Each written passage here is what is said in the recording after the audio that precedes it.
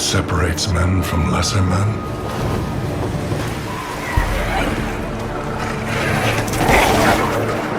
Predators from prey?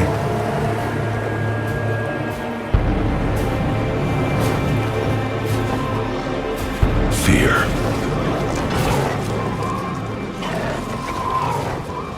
Predators smell it.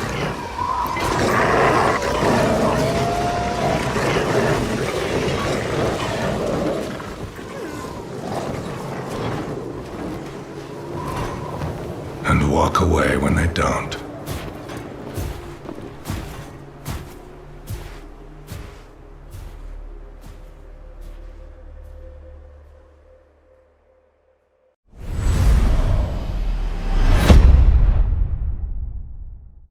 Welcome, ladies and gentlemen, to my new video where we are going to be going over Darius's scouting report. Now, I'm going to put together this new series to help pass on as much information to you guys as possible. I'm going to focus on champions that I see a lot of lower elo players struggle against, particularly in lane, and this leads to me covering a lot of lane boys. So that's what I'm going to do. I'm going to break these champions down into 4 different sections: offense, defense, mobility, and carry potential. I'm going to go over the strengths and weaknesses for each of those and how to abuse Darius, how to do well with Darius, and how to do well against Darius. So this will be very beneficial for people that both play him and really want to play well against him. I would love to hear your comments down if you have any of your own tips, or if you would have graded him differently in different sections. This is just my personal opinion. A little bit about my experience. I have climbed to diamond through top lane and have played against thousands of different, or not that, hundreds of different Dariuses, and I really feel like I have a great understanding of what makes a good Darius and what makes a rather poor Darius. So with that being said, let's jump right into the offense section. Alright, and jumping into Darius's offense, I want to talk about his offense first because it is so insanely strong. This is why people struggle against him. This is why people are able to carry with him, as he is just a huge juggernaut with a lot of damage. So, consistent damage. This is where Darius very, very much shines. This is where one of his strength windows are. Is if you're taking extended trades with him, he will get his full stacks up and he will be able to get that extra amount of AD and really start crushing you in those trades. And just having huge AD ratios on particular abilities can really put him in quite a punishing spot. Next up, his conditional damage. If you are a Darius player, you want to set up your Q that is the conditional damage by hitting the outer ring, by doing a slow with your E, or having a slow with your W, or maybe you have a little bit of movement speed and you can kind of guarantee the Q. If you're playing against Darius, what you want to look to do is step inside of the ring or move in an unpredictable way in which Darius will not be able to land that Q blade on you, because if he lands that on you, it's just going to be such a very large amount of damage, particularly in the early game, and adds an additional stack. It's just going to be extremely, extremely strong. So be very wary of the Q with Darius. Next up, burst damage. Now, Darius does not have unexpected burst damage. It is very, very telegraphed when he is about to do his burst damage. He has all those bleed stacks, and then he turns red, and then he jumps up in the air with the big axe, and he's about to run it down. So be very, very careful when you are playing against him, and do not take those extended trades, because that's going to lead to a huge amount of burst damage coming down on top of your head.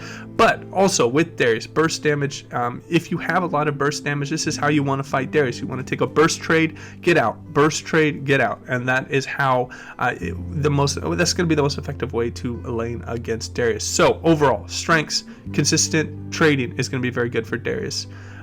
Next up, he is going to have a good amount of burst damage, so little bits of sustain here and there are not going to help you, and conditional damage is going to be a little bit of a weakness because you can dodge out on his Q, and there is a little bit of outplay potential with him if you're able to kite him out and not allow him to get off his full combo. If you have any comments, or if you want to share any insights with combos about Darius's offense, I'd love to hear your thoughts down below.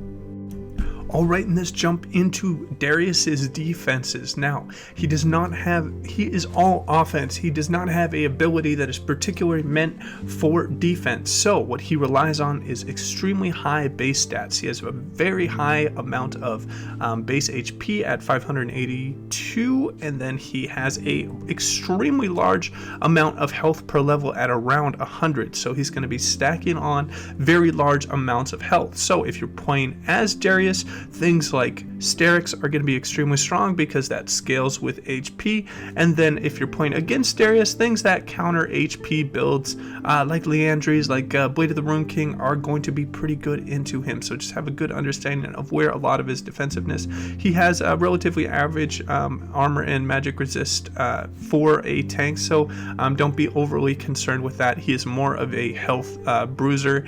And another really good thing with him having a lot of HP is it works with how much he is getting back from his Q heals, because that is going to be a percentage of his missing health, and the more health you have, the more amount of health you can have missing, so the more it will heal you.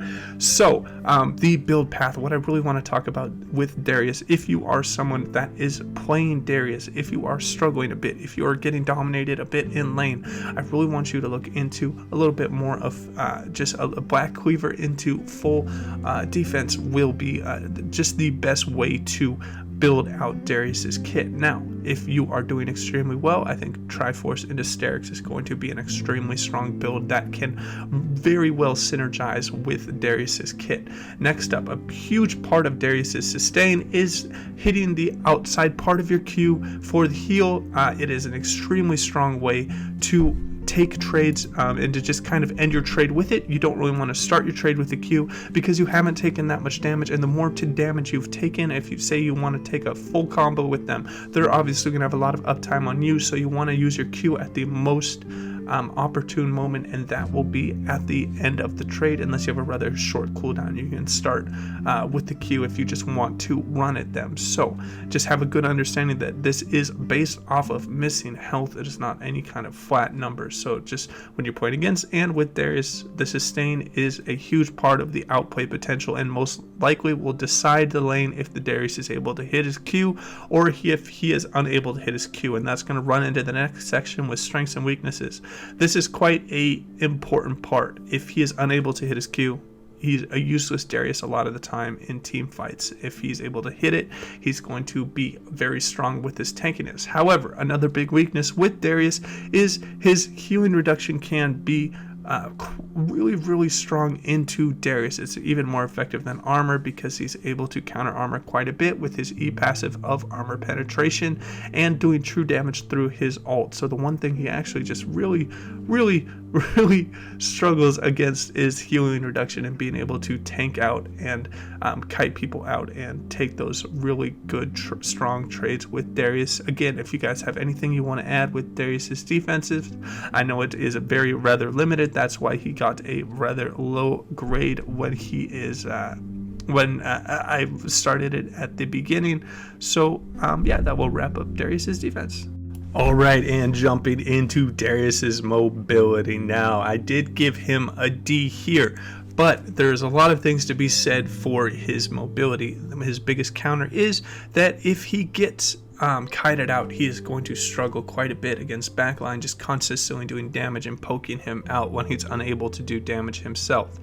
But I want you guys to really understand, and this is where a lot of people struggle against him in lane, is his gap closing potential. He does not have a gap closer, but he can close gaps by having a movement speed differential. This is what you really want to focus on in the lane. This means getting early boots so you can get out of that apprehend range, have a good understanding of when his ghost cooldown up.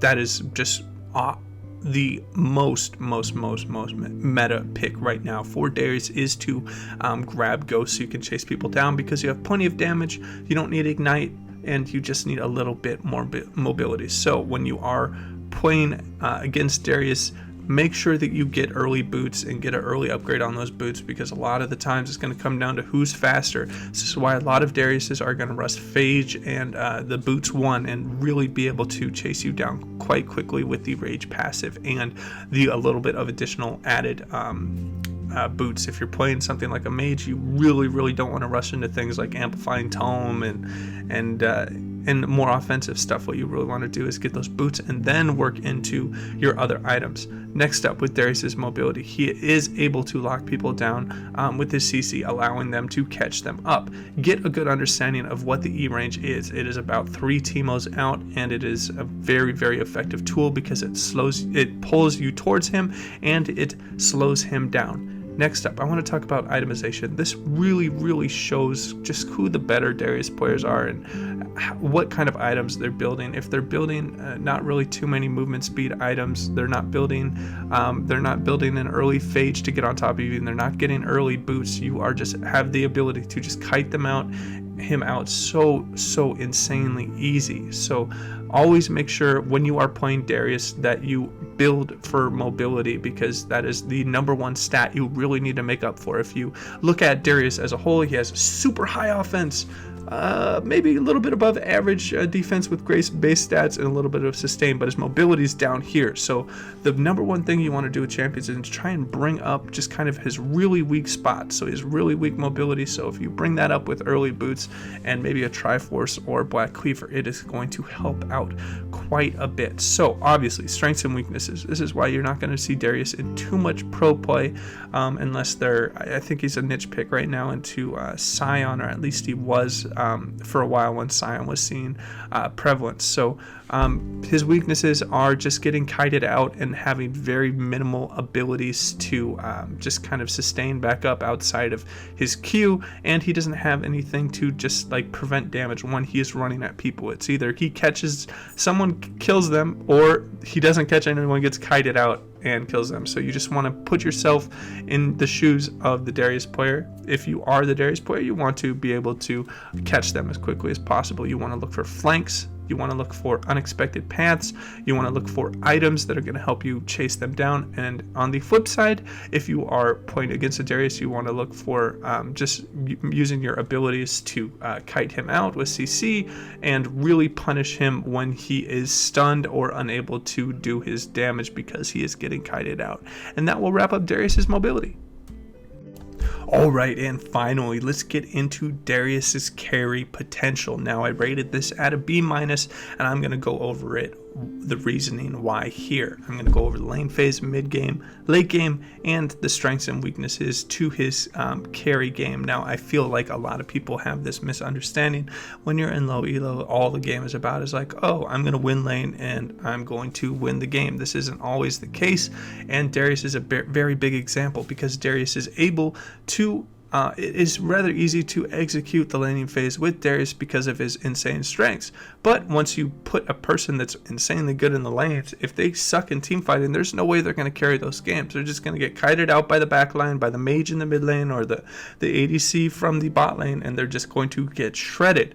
So if you're a Darius player, really you should have your lane phase at such a high level that you're able to translate a lot of that power into the mid and late game. How you do that is by rotating around the map, ensuring objectives, invading enemy jungle, getting deep wards. There are so many things you can do outside of just dunking on the top laner that you've already dunked on a bunch of times. So keep that in mind when you're playing Darius. You are expected to win the lane phase. You're expected to have a CS lead. You're expected to be able to at least get a kill or two on the enemy laner when you are playing such a strong lane bully like Darius. So, lane phase, if you're playing as Darius, this needs to be your bread and butter. If you are not good at lane phase, this needs to be the number one thing you need to work on, whether it's CSing and making sure, like, hey, I can use my W and it will reset when I kill a minion. If I'm really struggling quite a bit, you have a rather high AD ratio, which can really help. So, number one, Darius's lane phase is absolutely amazing. So mid game is extremely good. People with a high amount of HP usually